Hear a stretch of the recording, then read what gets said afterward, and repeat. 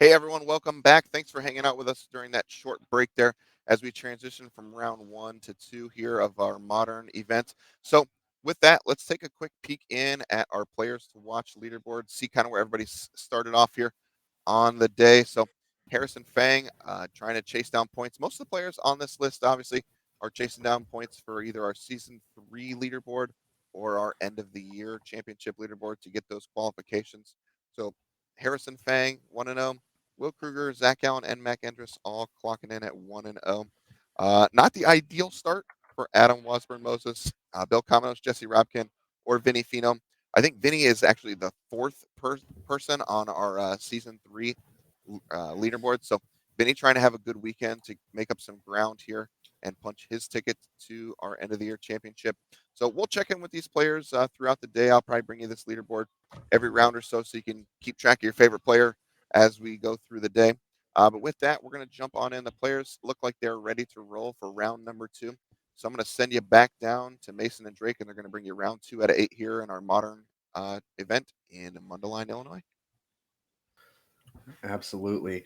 And both these players, very excited to get to the races here. Both fans of the red cards in the modern format, but very different approaches here. Yeah, so we have Adam Weiss here on Boros Burn. You're kind of looking at stock stuff, nothing too crazy there. The spiciest thing we have is we have a couple, burst lightnings in the deck, and so nothing too wild. Meanwhile, Rift Bolts in the deck. Meanwhile, over here for the Mono Red Midrange on James Bush, you might be like, what's Mono Red Midrange? You might see it at the bottom of your screen. There's an Obosh in this deck. So this is an M. Hayashi deck if you've been one on Twitter. So basically, you're going to expect like Ragavan and Relic of Progenitus and Urza Saga type stuff and some variations of this. This version kind of leaning more towards Blast Zone.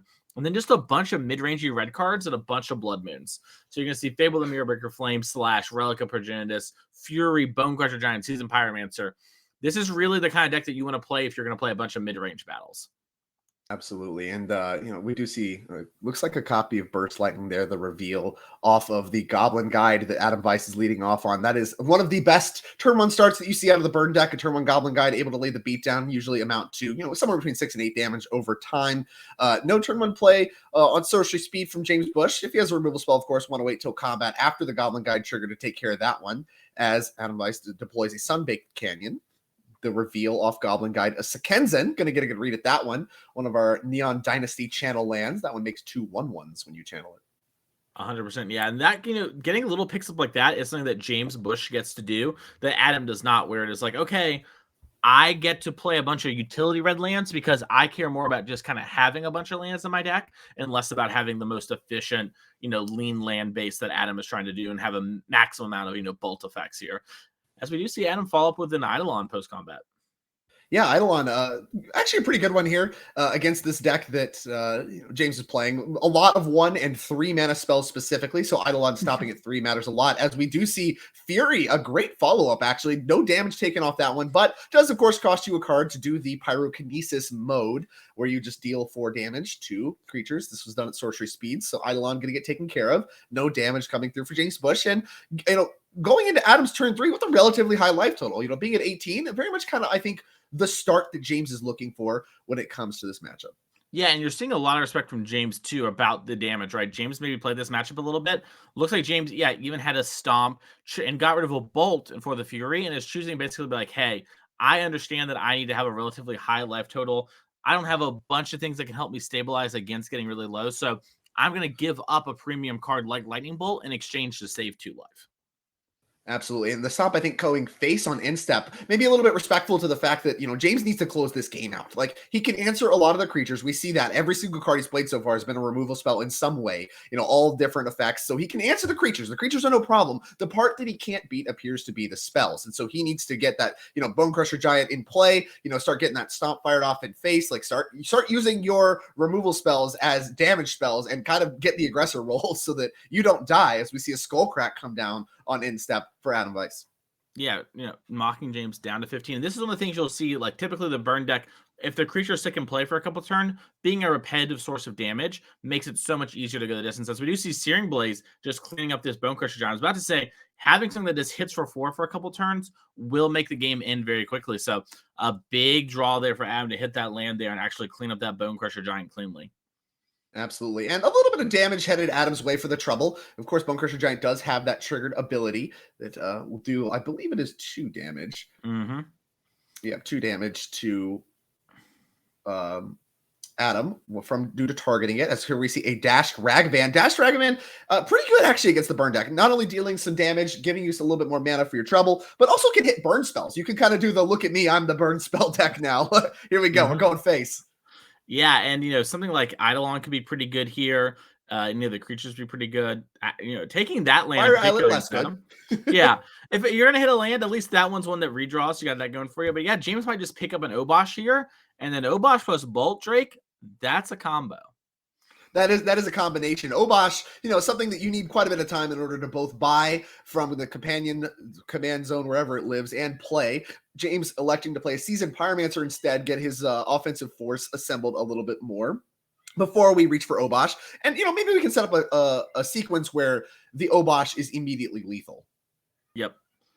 Yeah, and it looks like Adam does have a Lava Spike and some other burn spell in hand. Looks to have been one of the lightning bolts from AFR. So James is going to go down to 9. So this game is getting pretty close here, as James is essentially at 6, as we know, from the Lava Spike in hand.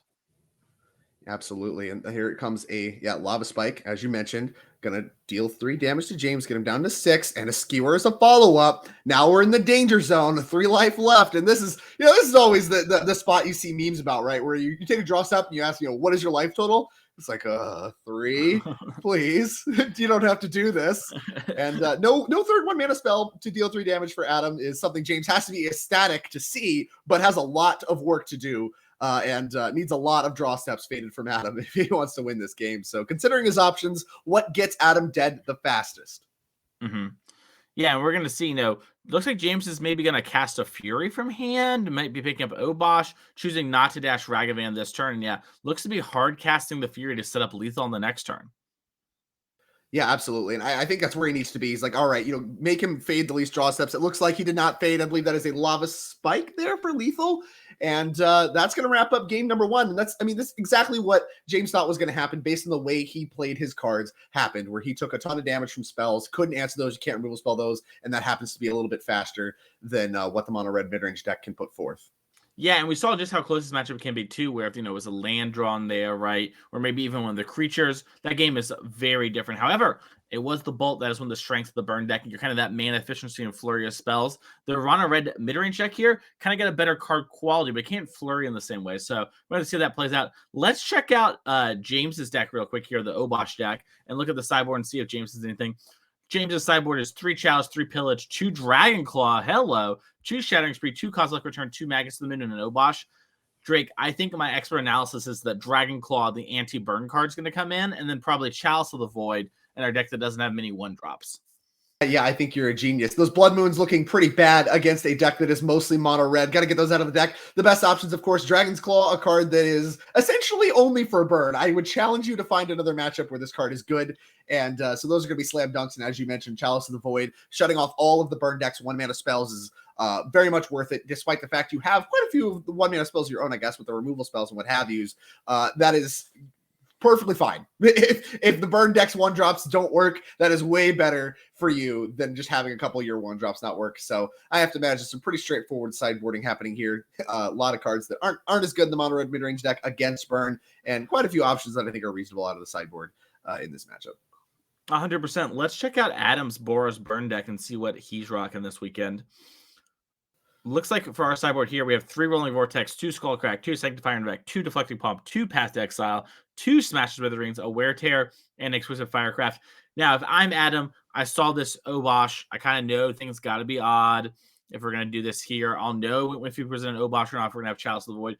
But I would assume we need some card like Wear Tear or Smash the Smithereens in order to answer some artifact thing, even if it's just a Shadow Spear. Like a Shadow Spear on a Bonecrusher Giant would be brutal in this matchup. So I imagine we'll see something along that lines. And then we might just see, maybe a Deflecting Palm come in, maybe, a Path if you want to kind of fight that battle. But I think for the most part, our A plan is really good. Yeah, I have to agree with you. I think you might want to maybe cut some of the creatures, especially on the draw, and try to lean a little bit more on the spells. Maybe you can bring in Exquisite Fireclass and Skull Cracks and stuff like that. Not sure how much you are going to have Dragon's Claw on your radar, because that is an even costed card, and so in an Obosh deck, it doesn't necessarily look as good, but obviously makes a lot of sense because Obosh, as we saw in game 1, is typically very slow in this matchup. So you don't even need it in the companion zone in this matchup anyway. So you just bring in Dragon's Claws. But I don't know how much experience Adam has in this particular matchup and against Obosh decks. Maybe he knows about the Dragon's Claws, maybe not, but if he does, he probably bring in some amount of like the weird tier stuff. Otherwise, maybe an angle that the name escapes me. I'm sorry. That James, thank you, has access to in game number 2, kind of, maybe a little bit of like secret tech, but it's not actually that secret. Dragon's Claw's a pretty face-up card. Just not something you'd expect to see in this deck. Yeah, luckily for Adam too, won game 1. So if we lose game 2 to Dragon Claws, we have a chance to adapt. And this is something we talked about last round in Pioneer, where I think it's underexplored in all the formats, where if your companion doesn't line up well against a certain type of deck, right? Like Obosh, not really great against these burn decks, these aggro decks. Well, then play sideboard cards that solve that problem. You don't have to always have the 8th card. It's fine if you have, 3-4 sideboard cards that really solve a matchup, and you just, lose your companion in their spots where it's not even good to have it. Here's a question for you. The card is kind of objectively good. The Obosh deck does kind of actually want its Obosh around. Do you board it in? If you're going to bring in the Dragon's Claws, just put it in your deck? You maybe could, honestly. Like you mentioned, you have so many 1-mana spells that kind of get stopped by your own Chalice that maybe you sideboard out one of the like Flame Slashes, which are just kind of like sorcery speed burst lightning. Like it's not like it's killing anything else. Nothing hits 4 toughness. So you bring in the Obosh instead of that, and then maybe you just kind of have that to have it around. It does allow you to like answer a bunch of things early and then have one thing really go the distance. Yeah, it kind of works like you see cards like Ember Cleave, Overruns, that kind of stuff. Just a burst of damage the turn you play it, because it enables, it kind of works like a Lord, right? Where it buffs up all your stuff and it works right away. And yeah, you have a ton of bad cards, like you mentioned. You have a ton of Blood Moons, you have some Relic of Progenitus. Get all that out, and let's just board our Obosh in. I'm about it. I'm sold. Yeah, why not? We didn't come here to not play Obosh. Very, very true. And here we see a mulligan from Adam. I believe a mulligan from James as well. Both players putting their cards on bottom. Mm-hmm. Do you see some removal spells for James already to fire it off? See Flame Slash. Of course, no Obosh, because his Dragon's Claws are almost certainly in the deck. And so Obosh is not in the companion zone. That's what we were just talking about there, as both players lead off on land go. Not a lot of action here. You'd expect in a mono red mirror the guns to be blazing already, but turn 1 tap Sacred Foundry for Adam, turn 2 Inspiring Vantage, and the first move here, first blood, is from James, firing off a stomp at Adam's face. James says, "Look at me. I am the burn deck now." I am the burn deck now. Exactly.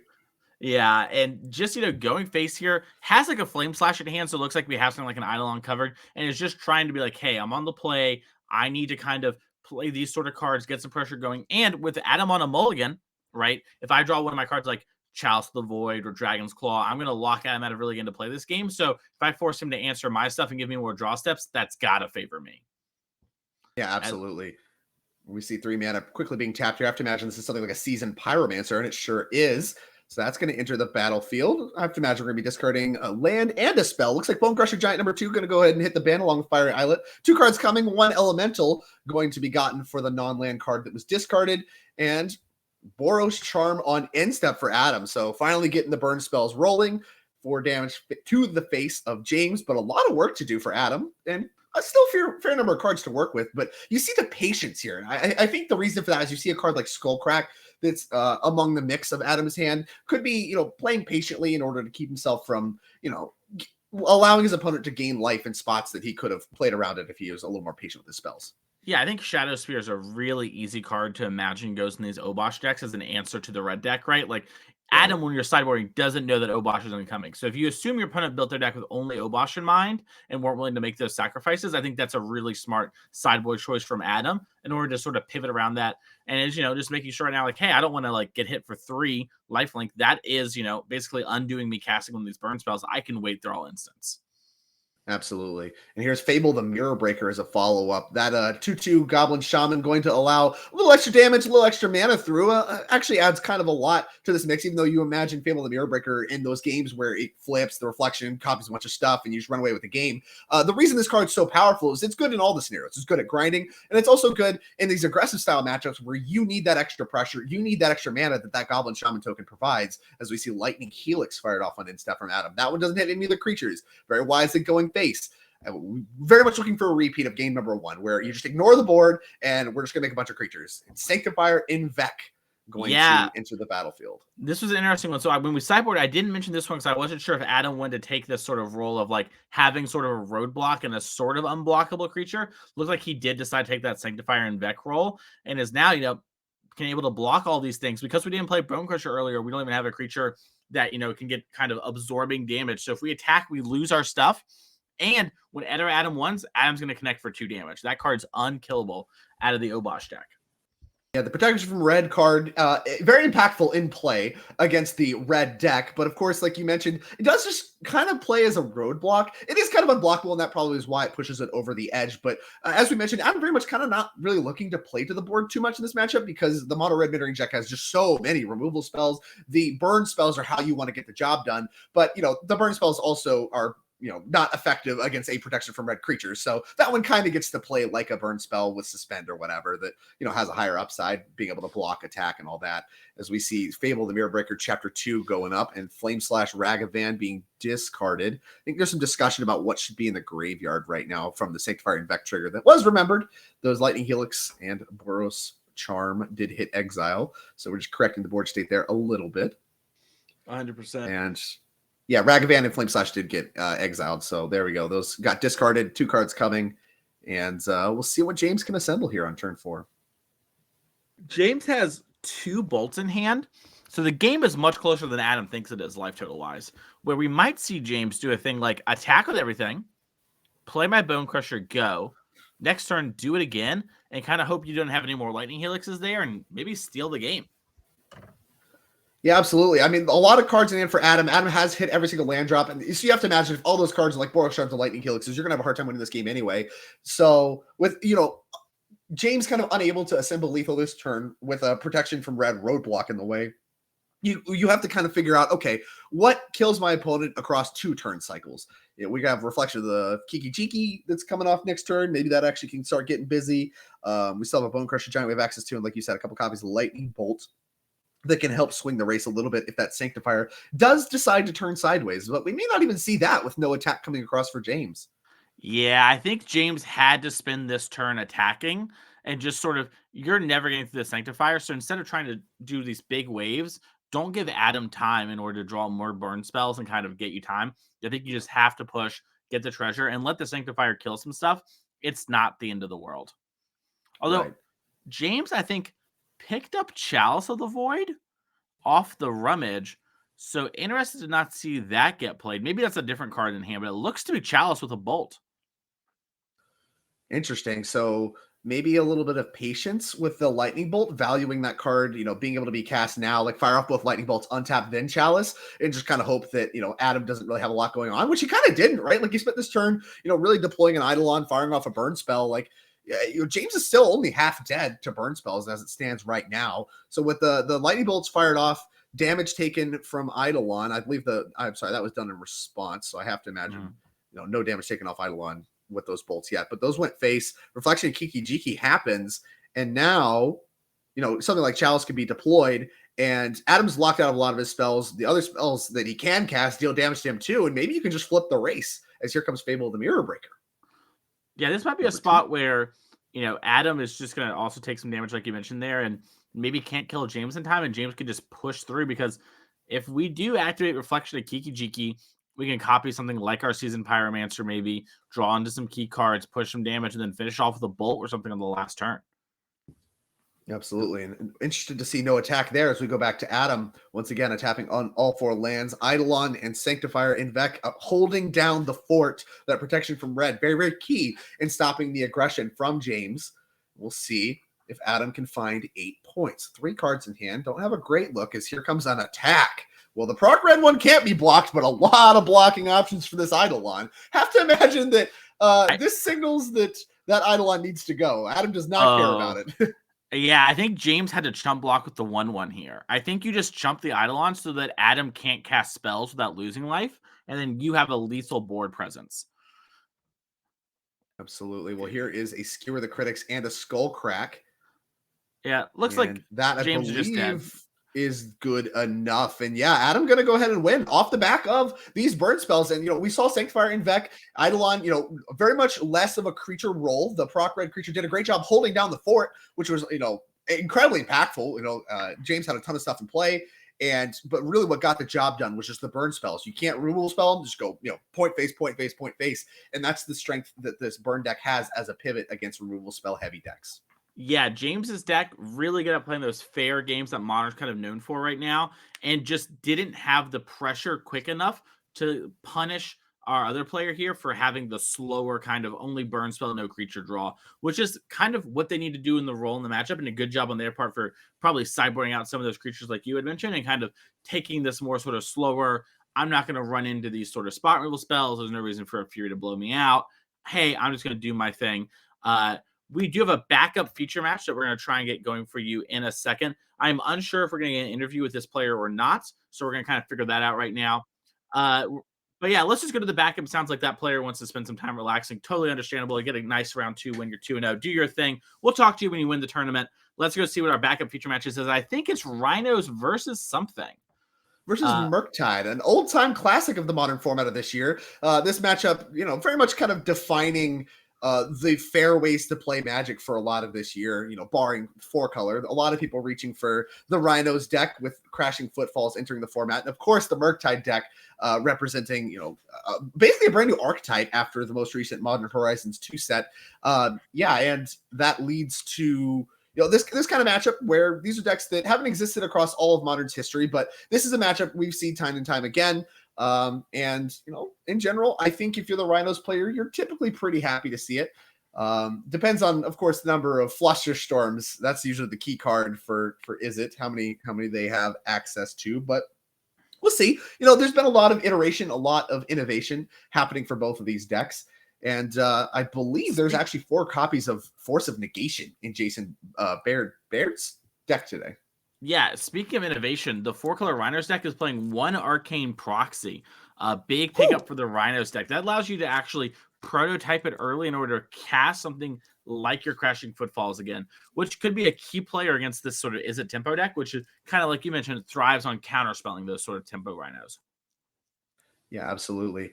And we'll see what happens. No turn 1 play for the Izzet tempo deck. Spire Bluff go, and a Triumph and a Plains for Tyler Novak as we see Consider resolving on end step. Of course, the Rhinos deck is a 4-color deck through and through. So you see a whole host of the 3-color lands that are land typed. That is an Indatha Triome, but there's also things like Xander's Lounge and a host of different shock lands that go along with this. And that helps enable the Leyline binding that came out with Dominaria United and added a huge pickup, even in this matchup for the Rhinos deck. Being able to answer Murktide pretty cleanly with that enchantment removal spell is really, really good. As we see Crashing Footfalls, the namesake of the deck, on suspend. We're doing it the hard way.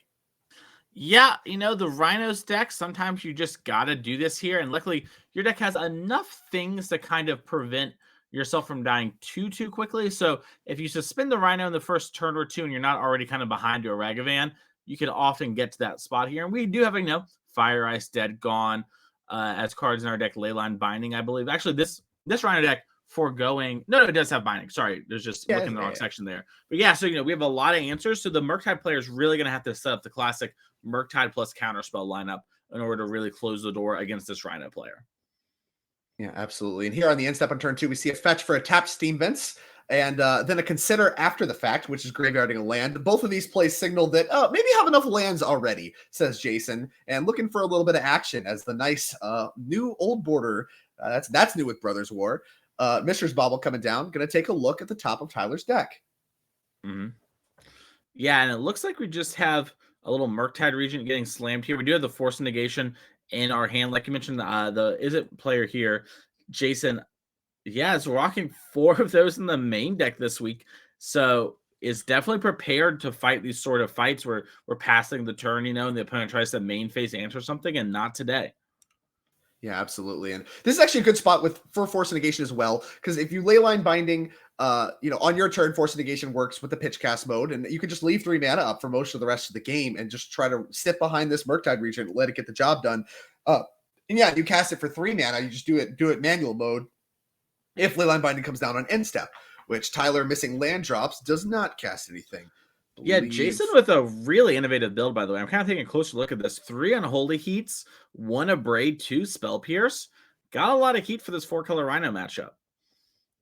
Yeah, absolutely. I mean, the Spell Pierces, all these this flush of counter spells. I really, really like No Archmage's Charm. I always thought that card was a little clunky in this deck, and with the decline of Hammer, you don't really see that as much. You see Blood Moons in the main deck sometimes, and that one is good in this matchup a lot of the time. But yeah, I like reaching for the low to the ground counter spells. Very good at fighting against some of the linear strategies, as well as just giving you some action to take a role like this, where you put your Murktide in play and you kind of do what was named kind of the Delver strategy, right? Where you put your blue aggressive creature in play and you sit behind it with counter spells and removal spells and stuff while the game wraps up, where you just beat them up. And that is very much kind of the tempo plan. So this Leyline Binding that's coming down now for 1 mana, thanks to our Ndatha Triumph and Steam Vents, have to imagine that one's going to get answered in some way, and it is going to be hard cast Force Negation. Yep, doing it just the honest way. Paying 3 mana to get that Leyline Binding and forcing Tyler to have another binding. Else this Murktide's going to do its thing, and Tyler is happy to And he oblige. does! Yeah. Wow. And this is still on attack, right? So you Yeah. can't even if he had a Force, even if Jason has access to a Force Negation, can't do that one. So the second Leyline Binding is going to get it done. And this, like I said, a huge pickup for Tyler as far as being able to play Leyline Binding in his deck, as well as just, having more help for this matchup. Is here is Shardless Agent. That one's going to go find a copy of Crashing Footfalls. And, the tide may be turning very much in Tyler's favor here.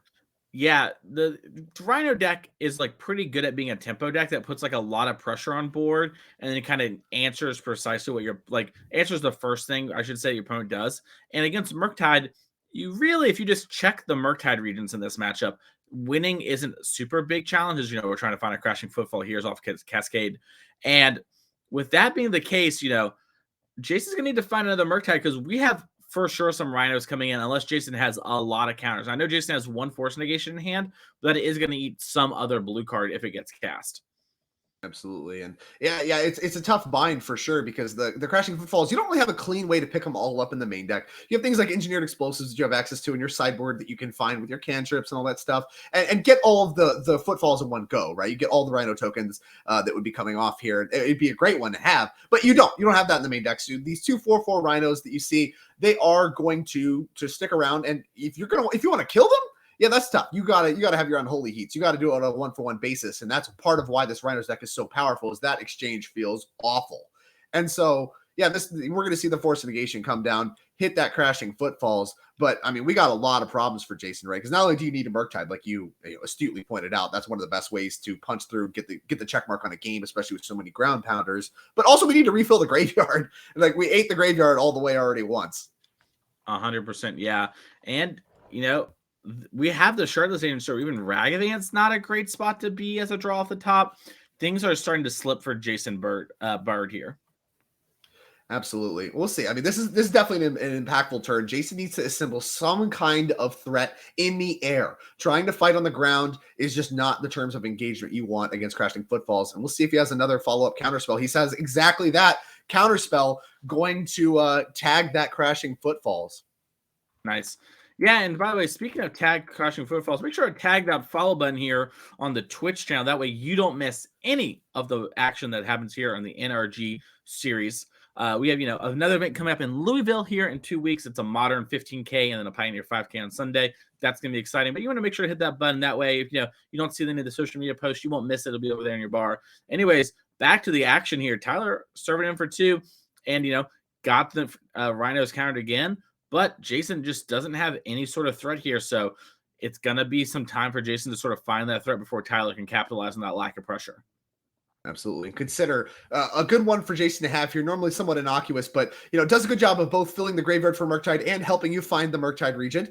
With the card left on top, I have to imagine it's either another cantrip specifically or Murktide Regent exactly. Because, most other cards don't look great here. You're not interested in any of the red burn spells for the Shardless Agent. So, looking for some kind of in the air pressure. Even something like a Dragon's Rage Channeler wouldn't be that bad. Yeah. And it looks like we have an end of turn cycle. No, I'm sorry. End of turn Violent Outburst. That's going to find another Crashing Footfalls. The 4-color Rhinos deck with 2 of its Rhinos payoff cards, the Crashing Footfalls, already answered. Very, very good at fighting them all. That we have so many Cascaders. You also just have like the manual suspend mode. And, so we did number 3, third time's the charm, going to get 2 4/4 Rhino tokens in play. And these ones are going to be able to attack right away because that did happen on end step. Yeah, this is a big push of damage. I talked a second ago about how Jason needs to do something before these Rhinos get out of hand. As we see Jason having to abrade 1 Rhino, and I think Unholy Heat to finish it off. Yeah, I think that's exactly what happened there. I was wondering if that abrade was targeting Charlotte's Agent. You can pick either mode on abrade and pick off the Charlotte's Agent. No, we're going to pick off one of the Rhino tokens, stymie some of this damage, but 6 damage still quite a lot. Dead in 2 turn cycles. And here is that a Scion of Draco? Wow. Yeah, that one's a bit of a heater, and that abrade, wishing it was in the hand still. Yeah, absolutely. As we see, Scion of Draco picked up. Let's get a read as well. Cost 2 less to cast for each land type among lands you control. Looks like Tyler has 5. All 5 land types. That is a 2-mana spell. And if you control a green and blue creature, which he currently does, what does it get? So the green, each creature gets an ability equal to its color thing. So, white gets vigilance, blue gets hexproof. Wow. Yeah, black is life. So it's just hexproof. You couldn't even target with the abrade anyway. This thing's just not even able to be targeted thanks to Shardless Agent. No. The creature gets the abilities, not the Draco. Oh, the creature gets the ability. It doesn't get the ability. Correct. Each creature you control has vigilance if it's okay. Yeah. It doesn't give to all the if you control. I see. It gives that creature that ability. What a cool card. Yeah, Scion Draco. As here's the Murktide Regent follow-up. This is what you've been asking for, and it's fully powered. The full 8/8 Murktide Regent, 2 mana up, typically representing something like Counterspell. Will it be enough to stop this aggressive force? Oh no, is that dead gone? Oh no. Jason's more dead and gone than the card is, but yeah, it's going to bounce back to hand. If Jason does, I love this way to pull the card up. Turn your head a little. Yeah, turn head sideways. Yeah, the 3-mana mode says return a creature, so we have to return that, and you didn't have the counterspell this time. We didn't have it for the Rhino a second ago, so it makes sense as we get to shove for crunch 10. For 10, that should put Jason to 1. That should be more than enough to wrap it up if Jason doesn't have anything to say about it. And there is a lightning bolt that is going to target 2 lightning bolts. These both going face? Do we just have like all 4 lightning bolts? Maybe Tyler. I was gonna say maybe Tyler had a Ragavan and was hoping to hit a Fire Ice or something off Tyler's deck, but looks like we're just conceding. Yeah, it looks like Jason decided those bolts weren't going to be good enough on creatures. Expressive Iteration not good enough to pull back into the game, and Rhino is going to win game number 1. Against is it Murktide, and what was a lot of back and forth. The Murktide deck, named after Murktide Regent, found Murktide Regent twice, put him into play, had counterspells to back it up, and it still wasn't good enough. 100%, yeah, and that's the thing too. If you don't have the pressure, sitting there and carrying everything forever doesn't work. We see that be a tried and true problem with control decks in every format, and this deck doesn't have nearly as good of answers as the control decks do. Speaking of good answers, let's see Jason's sideboard and see kind of what he has going on for this Rhinos deck in games 2 and 3. Look at the sideboard, by the way. He's got a couple cards you mentioned that kind of matter. We got Blood Moon ×3. More importantly, we have 2 Flusterstorm, 2 Unlicensed Hearse, 2 Engineered Explosives, 2 Subtleties, a Hercules Recall, a Value Underworld's Breach, a Mystical Dispute, and a Brazen Borrower. I gotta say, these Flusterstorms, EEs, and the Brazen Borrower all seem like cards that can be brought in and have some pretty good effect on the matchup. Absolutely. And typically you can reach for something like Blood Moon in this matchup too. The mana base for the 4-color Rhino deck is pretty shaky, and being able to stifle, some of the cost reduction from things like Leyline Binding and Scion of Draco is meaningful as well. So you can catch some Rhinos players. I don't know if you want all 3, but I can see bringing in, a couple copies or whatever and being able to shut some of that down. The Breach is really cool. I don't know what matchups those are for, but, we were talking before the show about how you would play Breach in Modern if you were playing a deck. I'd play Murktide. Why not both?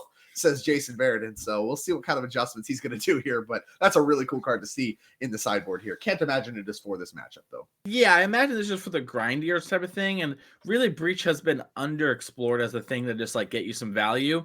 And this deck cutting down on some other key cards, so Breach kind of gives you another copy of those, but even just Breach bring back Bobble a bunch can be a good way to draw a couple cards in the grindier matchups. speaking of grinding your matchup, let's see if Tyler has anything for this matchup. Rhino sideboard's pretty typically just kind of all 4 ofs and maybe a 1 of thing. Looks like in this situation we have 4 Leyline of the Void, 4 Force of Vigor, 3 Mystical Speed, 2 Blood Moon of their own, and 2 Unmoored Ego. Yeah, so curious to see maybe how effective Blood Moon is. It might be a thing where you just kind of bring that in for decks like Valakut, Tron, Amulet Titan, or whatever, and you kind of deal with the ramifications. But in this matchup, I have to assume Leyline of the Void, really good. Turns off Murktide, turns off DRC, turns off Unholy Heat. All those cards, really important. Turns off the Underworld Breaches, too, if you decide to bring it in. I sure, can't imagine we know that. Just off the Underworld Breach.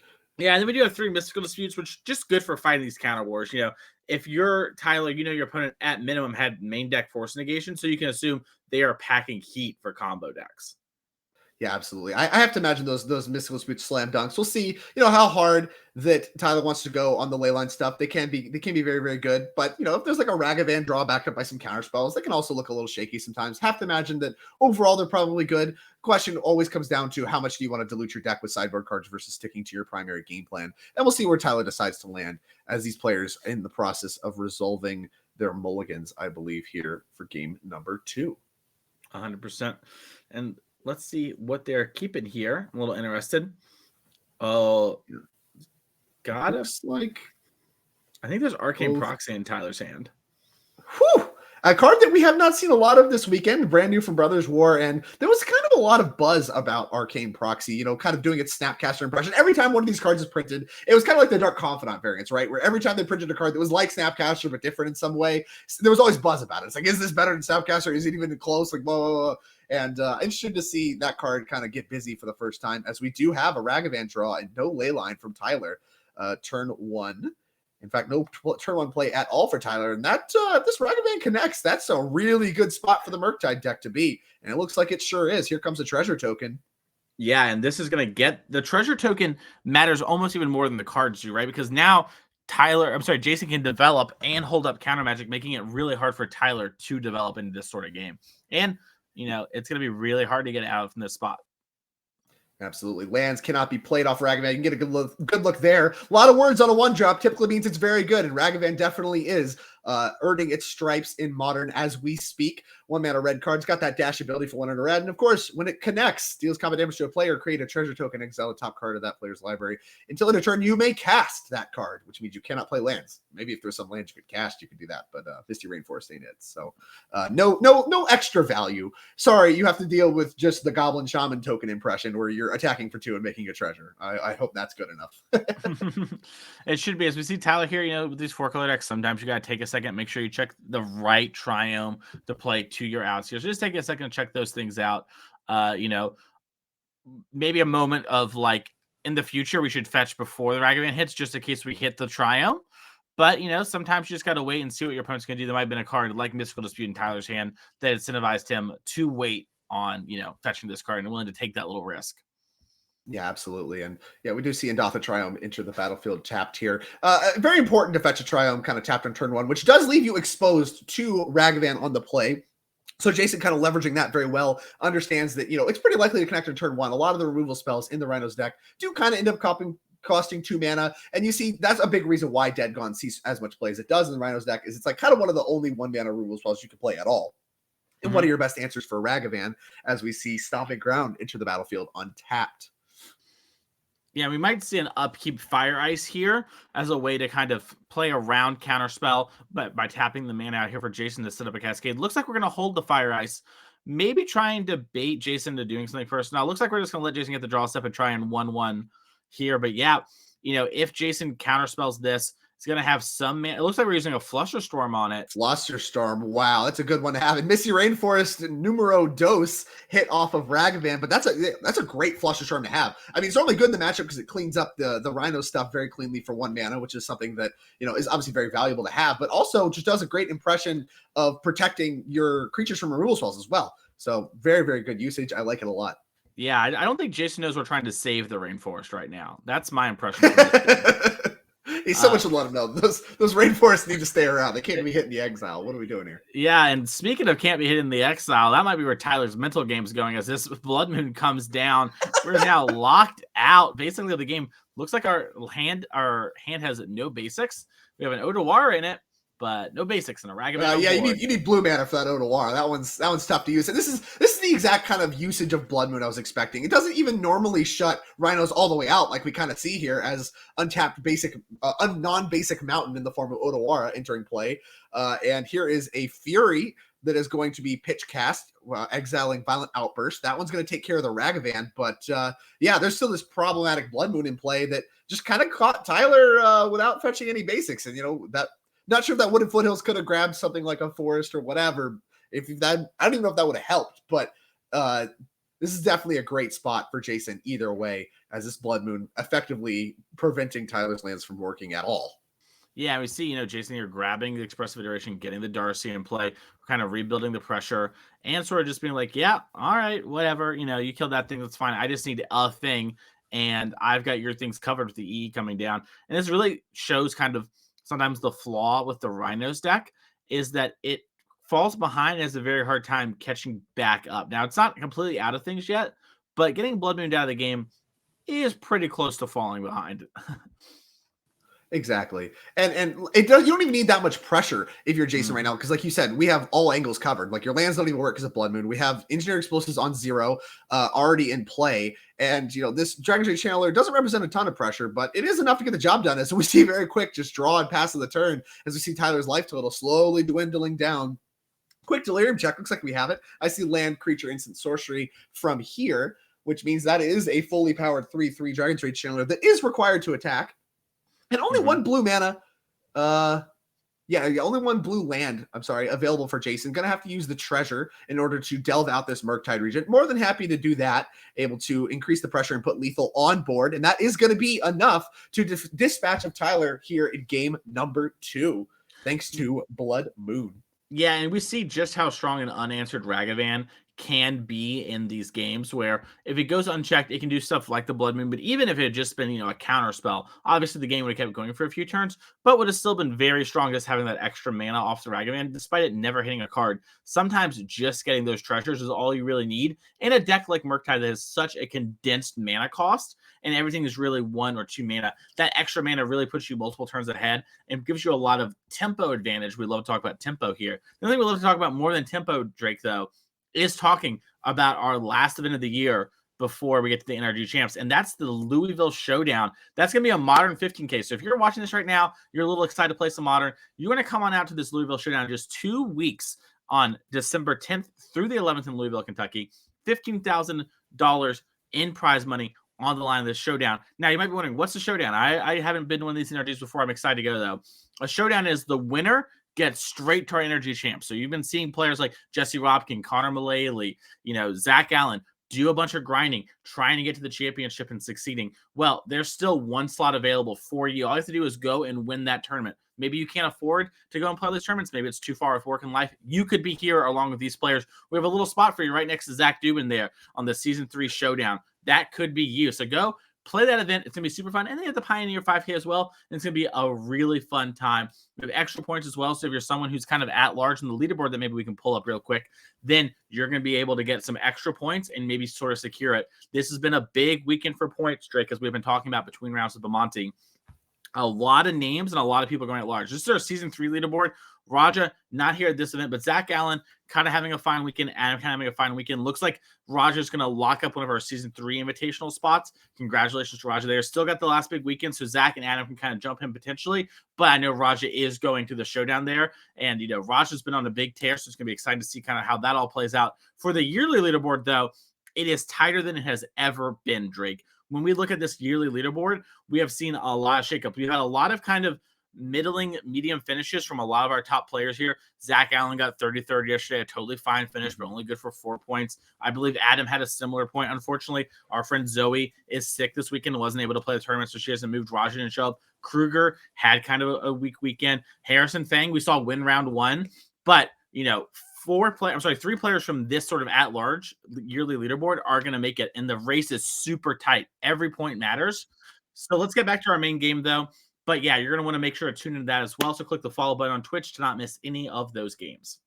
Yeah, absolutely. Our showdown is going to be a great event. I think a lot of these players that you see on that leaderboard are going to be in attendance, trying to snag those final points. Like you mentioned, Connor already with a top 8 this weekend, going to throw a big wrench in both Zach and Jesse's plans as far as being the player of the year, which we've talked about. A lot of prizes that come with that. And yeah, it's going to be a really exciting event to cap off an awesome year on the NRG series as Tyler leads off with the wooded foothills and a passing of the turn. 100%, yeah. And, we have a Spire Bluff now. Is this Ragavan? We have some red one. Yeah, looks like, it is a Ragavan on 1. A lot weaker on the draw. And we'll also see if Tyler's mana development is going to be stifled a little bit if he's respecting Blood Moon. I mean, he lost to it single-handedly in game 2. And so, as much as it's very valuable to fetch, things like your Triome in order to make your cards like Leyline Binding, Scion of Dracos and stuff work, looks like Xander's Lounge is grabbed here. If you want to respect Blood Moon at all, you have to either have a counterspell already dialed up for it, some kind of removal spell that you can like float mana or something, or fetch basics. And it looks like this deck is not really in the market to be fetching basics. So Tyler gonna need to come up with a plan so he doesn't lose in the exact same fashion he lost game 2. Yeah, and stomping ground the follow up. Also, if you're Tyler, you have got to be deadly aware of those force negations. We saw Jason have multiple of those. Now, Tyler, even kind of see him throw his hands up like, come on. Tyler doesn't know that Jason brought the full 4 this weekend. And from Tyler's perspective, I think he thought kind of like you said, like, oh, I don't want to have like all these Archmage's Charms. Maybe I have 1 force negation, right? But turns out Jason's like, no. We're going to protect these Ragavans. That's not the right number. 4. Yeah. And 4 Tyler, of them. 4, yeah, and Tyler in a really awkward position where if he does an upkeep, maybe he gets Spellpierced again. So, or Flusterstorm. So, really kind of an awkward position and something that Jason gets to do here. And if Jason has the Blood Moon, this could be game over, Drake. Oh my goodness. Game over right here. Just Blood Moon. If there's not, now Force of Negation, Force of Vigor would need to be in Tyler's hand. But yeah, if this is a Blood Moon, that would be devastating. See Dragon's Rage Channeler. Yeah, looks like no Blood Moon this time, And I think Tyler has to be pretty ecstatic and just get Blood Moon there. As soon as you get that Force of Negation on that Dead Gone, you have to imagine, okay, well, why is he valuing it so high? Why does he want this Ragavan that bad? Maybe it's that 3rd mana for Blood Moon. So has to be pretty ecstatic as Odoar this time does make blue mana, as we see that one come down, played as our 3rd land. We'll see if there's any kind of Rhino production this turn. Yeah, and we might. It looks like we're going to Fury to start things off to try and clear up the board. Pretty strong this resolves. Doesn't look like we have hard counterspell this time, so that's going to clear up the board here. And there's a really big difference. Like even if Jason draws a Blood Moon now, the game is going to go much longer with no pressure happening. And if Tyler can get down even a Rhino, like a single resolved Rhino copy, it's like, all right, who cares? As we see Shardless Agent come down, who cares if you Blood Moon me? I have 10 power in play. Figure it out. So Tyler doing a great job of making cards like Blood Moon invalidated now. And somewhat kind of like a leadoff spell too, where it's like, okay, like the Dragon's Rage Channeler wasn't flying yet. The Ragavan kind of gets checked by the Rhinos anyway, but the Fury looks like a little bit desperate, right? Where you're pitching this thing in order to answer both threats. It's very powerful and it looks like, okay, I need to answer these things. It would probably bait a counterspell if there was one, like a hard counterspell. And so, and then if that happens, the Rhinos follow-up should be good enough. But actually, the case here is that Jason actually just has like a Spellpiercer, which doesn't hit Fury anyway. So the Shardless follow-up mitigated somewhat by the Spellpierce from Jason Barrett, and so it's just a 2/2, no extra 4/4s for Tyler Novak, and the Rhino's going to have to stay off the board for now as we quickly play a land and pass the turn for Jason. Some smackdowns from Shardless. Yeah, any follow-ups? Jason here kind of just sitting back patiently. He's got a Force of Negation, just kind of waiting for Tyler to do something. And Tyler's in that classic spot of like, okay, I need to apply pressure but not play too much in these counter spells. Because we do see Tyler has a Violent Outburst up in the front of the grip, ready to slam it into turn where Force Negation can't grab it, and then untap and slam with a bunch of Rhino power. So Jason's going to need something like Flusterstorm here to really answer this. Yeah, absolutely. And, the Expressive Iteration helping Jason rebuild a little bit. But yeah, like you mentioned, here's the Violent Outburst. That one's going to happen on Instap. And it looks like that one's going to work. So like you mentioned, we're going to have 10 power already dialed up, ready to go. And this Dragon's Rage Channeler, which is now, thanks to the Expressive Iteration, a 3/3 can check the Shardless Agent at least. But those 4/4s, I mean, Dragon's Rage Channeler is not good enough against those, and it has to attack next turn. So Jason effectively dead next turn, just with what's on board, needs to assemble, Engineered Explosives or something in order to clean up this board a little bit. And didn't get a great look at what that follow-up is. That Arcane Proxy? I think we're prototyping the Arcane Proxy. We are, yeah. We put it towards them, and now that means we're gonna get to flash back into their crashing footfalls and get more rhinos into play. Looks like we're gonna force a negation to flashback, and that is not the place you want to be if you're Jason. Yeah, that's a tough way to do it. Yeah, the Arcane Proxy looking excellent here, giving another attempt at crashing footfalls.